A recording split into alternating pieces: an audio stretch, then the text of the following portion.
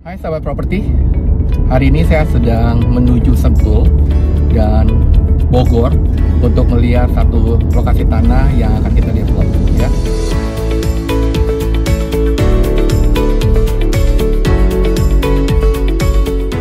Saya ingin menjawab, Ishak menjawab satu pertanyaan dari teman-teman mengenai apa sih yang harus dipertimbangkan ketika membeli properti.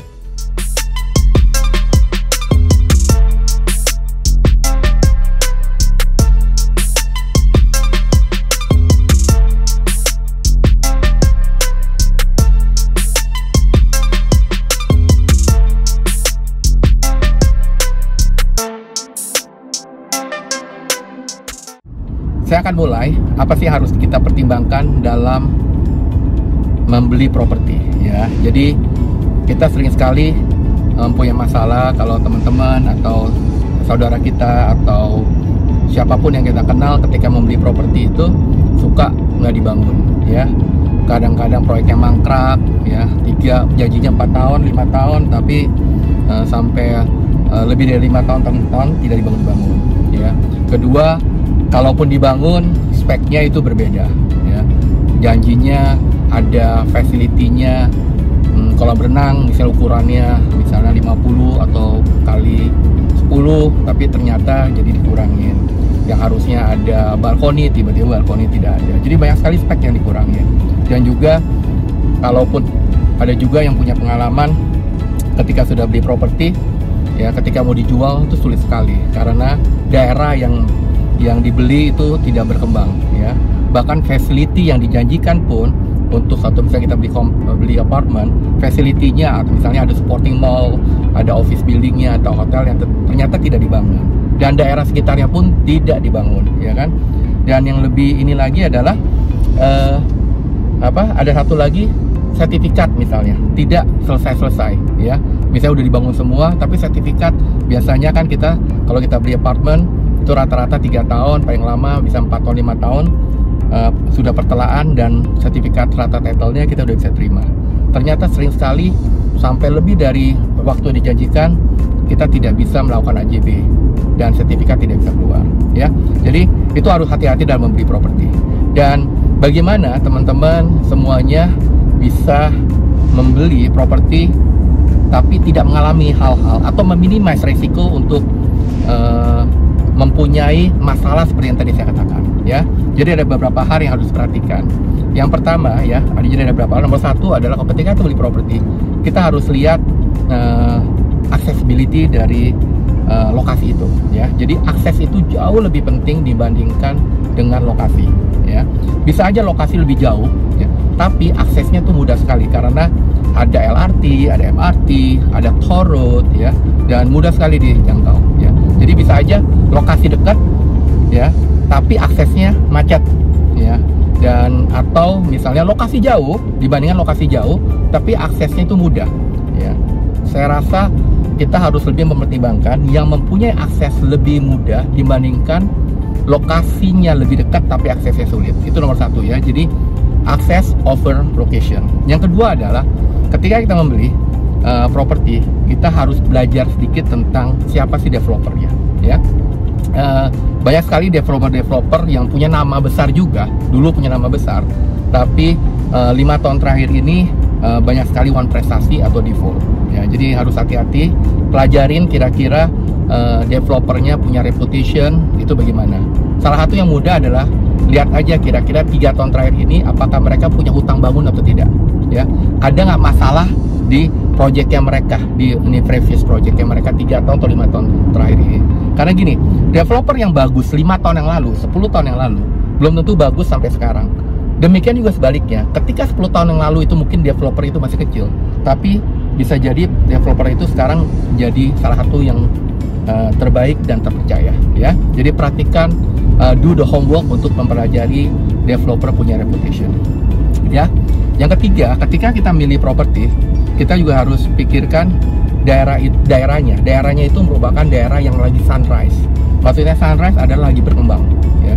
Jadi jangan pilih daerah yang sudah saturated atau udah mature ya kan, udah mature, tapi pilihlah daerah yang baru berkembang. Karena kenapa? Mungkin sekarang masih murah, ya, harganya masih murah. Tapi ketika itu sudah jadi, facility sudah terjadi, itu akan jauh lebih berkembang lebih cepat daripada Anda membeli properti yang di daerah yang sudah mature. Ya lain kalau misalnya kalian mau membeli untuk ada kepentingan, misalnya mau tempatin langsung, ya, atau memang lokasi kerjanya di mana, ya itu lain lagi. Tapi kalau buat investasi, tolong perhatikan, carilah lokasi atau lokasi project yang sedang sunrise, ya. Dan yang ketiga adalah perhatikan juga facility dan infrastructure ya sekitarnya, ya.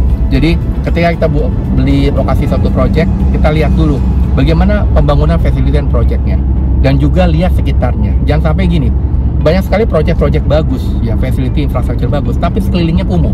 Nah itu akan mempengaruhi juga, ya. Jadi kalian lihat, bukan hanya melihat facility dan infrastructure dari project yang kalian beli, tapi juga harus kalian lihat dari sekitarnya, ya. Jangan sampai nanti kalian bangun istana, tapi istana di tengah daerah yang kumuh, ya. Itu juga akan susah untuk berkembang, ya. Dan satu lagi adalah kalian harus lihat ketika udah masuk ke projectnya, kalian lihat konsep dan desainnya. Gini ya, kenapa kita harus perhatikan konsep dan desain, ya? Kan tergantung, kalau emang saya sukai, saya beli.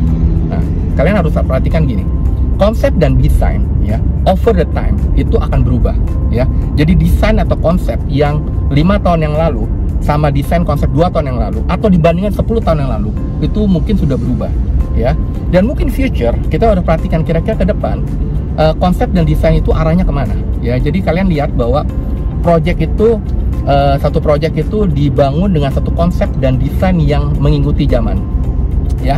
Jadi jangan yang konsep-konsep yang dipakai itu masih konsep-konsep lama, karena ketika kalian mau tinggalin atau kalian mau jual kembali atau apalagi buat investasi, ya, yang beli pasti adalah orang-orang yang masih muda-muda, yang mungkin melihat desain dan konsep yang terbaru, ya. Kalian akan lebih sulit untuk menjual itu kalau konsep dan desain dari project kalian yang beli itu ketinggalan zaman. Dan kalian juga harus pelajarin juga cara bayar dan promotionnya, ya. Jadi banyak sekali developer yang memberikan cara bayar dan promotionnya yang ketika awal-awal itu bagus sekali, ya. Jadi saya mensuggest bahwa di awal-awal belilah pada waktu launching, karena mereka mempunyai cara bayar, bukan hanya cara bayar dari harga, cara bayar, promosinya itu banyak, ya. Tapi setelah launching biasanya mereka udah naik 20% sampai 30%. Jadi lebih baik beli properti pada saat launching. Begitu yang satu lagi yang berhubungan dengan bagaimana melihat suatu project itu kira-kira aman atau tidak. Ini ada satu tips. Coba kalian lihat, ya, kira-kira developer ini sudah banyak tidak melakukan kerjasama dengan perbankan untuk membeli dengan cara KPA atau KPR. Kenapa? Karena biasanya bank, ya, akan mensupport developer itu atau project itu kalau surat-suratnya sudah benar. Kalau surat-suratnya belum benar, mereka tidak akan support. Jadi kalian tanya, kira-kira kerjasama dengan bank itu dengan bank mana aja, ya. Jadi kalau misalnya kita mau beli satu project kerjasama yang udah disupport oleh banyak bank, ya kalian lebih aman lah. Karena secara legality bank itu sudah membantu kita untuk mensortir atau memfilter masalah legality-nya. Dan sebagai summary dari ulasan saya adalah nomor 1, kita cari properti yang accessibility-nya lebih baik, ya. Kita lebih fokus pada akses dibandingkan lokasi.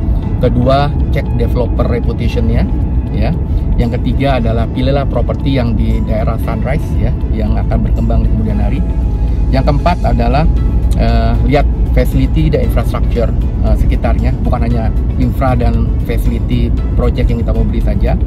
Dan kalian juga yang terakhir adalah cek kira-kira apakah project kalian itu atau developer yang kalian mau beli projectnya itu sudah banyak disupport oleh perbankan atau tidak, ya. Mudah-mudahan dengan tips-tips saya yang tadi saya jawab, apa yang kalian ragukan atau masalah-masalah yang selama ini teman-teman atau saudara kita, ya, yang punya masalah yang jelek ketika membeli properti itu bisa tidak terjadi, ya. Thank you, dan saya rasa kita akan masuk ke channel ke konten berikutnya ketika saya sampai Bogor Sentul, ya.